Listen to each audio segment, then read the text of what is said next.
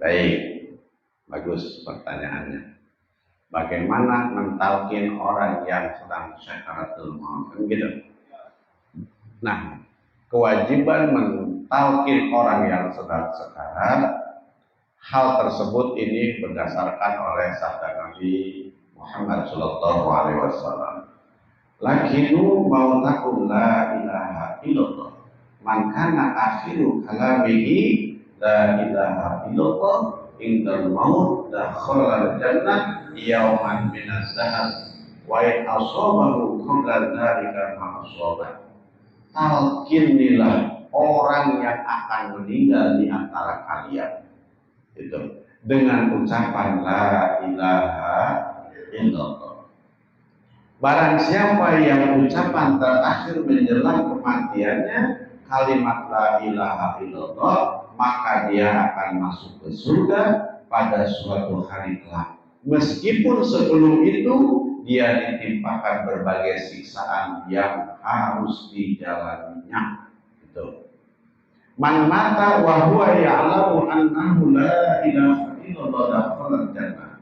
Barang siapa yang meninggal dunia sementara dia mengetahui, meyakini bahwasanya tidak ada ilah yang berhak diibadahi selain Allah, maka dia akan masuk surga. Itu artinya di sini ada kewajiban untuk mentalkin. Artinya mentalkin itu membimbing orang yang sedang sakaratul maut. Biasanya Pak, orang yang sakaratul maut itu lihat dahinya itu berkeringat, itu juga salah satu tanda-tanda orang yang soleh.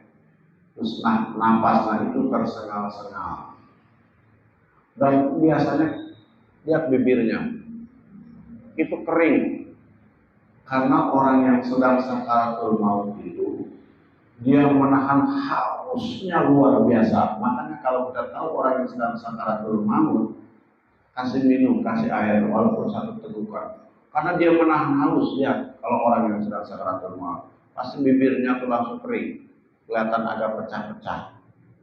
Kalau orang yang sedang sakaratul maut. Dan biasanya kalau akhirnya husnul khotimah itu dahinya berkeringat. Nah, di situ kita harus paham, ketika napasnya udah sengal-sengal, yang namanya ruh itu Pak, dari kaki dulu berjalan naik ke atas. Makanya ketika Rasulullah didampingi oleh sahabatnya, didampingi oleh malaikat Jibril, itu napasnya berjalan. Kata Nabi, ya Jibril, sakit gitu. Memang cabut itu sakitnya luar biasa. Saya bilang seperti itu, saya tahu. Nah, kita diwajibkan untuk mentalkin, membimbing. Kalau ucapannya nggak bisa la ilaha illallah, minimal kita bisikin kalimat Allah. Khawatir, karena ada kekhawatiran orang tua dulu, ada yang mengkhawatirkan, khawatir la ilaha kok hilang. Berarti kan tidak ada Tuhan, begitu. Saking khawatirnya. Makanya ada yang mengatakan talqin, cukup pakai kata Allah. Khawatir katanya kalau la ilaha illallah, begitu la ilaha lewat. Berarti tidak ada Tuhan, malah musyrik katanya gitu. Ada yang khawatir seperti itu. Tapi kalau masih napasnya masih agak panjang, talqinnya pakai la ilaha illallah nggak apa-apa. Tapi kalau udah agak pendek, pakai kalimat Allah terus bisikin, talqinin, biar dia itu ngikutin. Karena kewajiban kita yang hidup. Kalau kita tahu sakaratul maut seperti itu, tanda-tandanya napasnya biar sengal-sengal tuh. Itu apalagi sampai melotot. Mohon maaf akan berbilang-bilang. Karena ada yang bilang ketika orang meninggal itu tergantung amal perbuatan kita. Jadi diperlihatkan ketika kita mau meninggal itu diperlihatkan dulu. Nah, biasanya yang baik-baik dulu. Kalau orangnya ketika ketika hidupnya itu mohon maaf nggak benar. Pas yang enak-enak dulu diperlihatkan sudah, begitu terakhirnya diperlihatkan neraka. Makanya banyak orang yang meninggalnya melotot matanya, mulutnya mana kaget, dilihatin neraka sih, begitu. Nah kalau yang benar itu ya bagus itu ditinggalkan surga. Makanya ada yang meninggalnya senyum, wajah mukanya itu bersih, kelihatan lah. Kalau orang-orang soleh malah ketika meninggal itu kelihatan. Terus ada bekas keringet tuh di sini, di dahinya tuh keringetan. Jadi orang yang meninggal itu kita harus bimbing kalau tahu. Terus bagaimana menggambarkan kepada keluarga bahwa dia ini udah meninggal, udah lewat. Kalau kita tahu, pasti kita tahu. Lewat itu pasti tahu. Ketika kan napas tersengal-sengal ya, pasti tersengal-sengal. Begitu terus hilang, kita pegang denyut nadinya. Oh udah nggak ada. Terus kita pegang, oh iya udah nggak ada. Cukup kita kabarkan kepada keluarga bahwa orangnya sudah ada. Kasih tahu sama keluarga. Itu syukur-syukur ketika kita talqinin keluarga kumpul semua.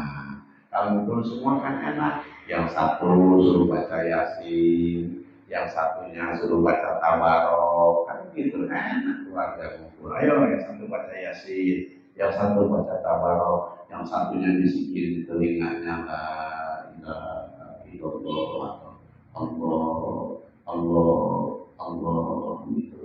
Terus kasih tahu.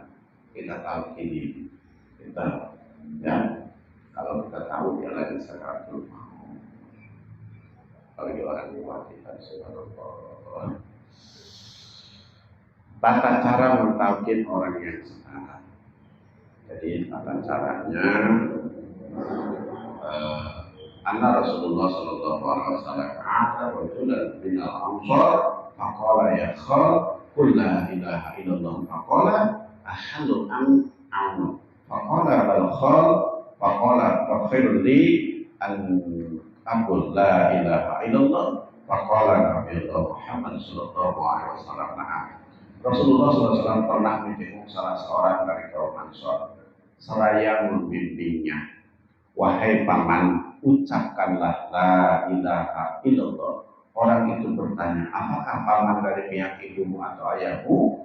Beliau menjawab, paman dari pihak ibu. Maka orang itu bertanya, apakah akan lebih baik bagiku jika mengucapkan la ilaha illallah? Nabi Sallallahu Alaihi Wasallam menjawab, na'am, iya. Gitu.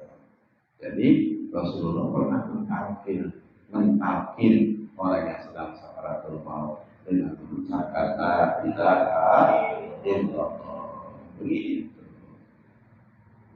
Ya, itu tentang tata cara mentalkin. Ada lagi mana? Ya, Haji.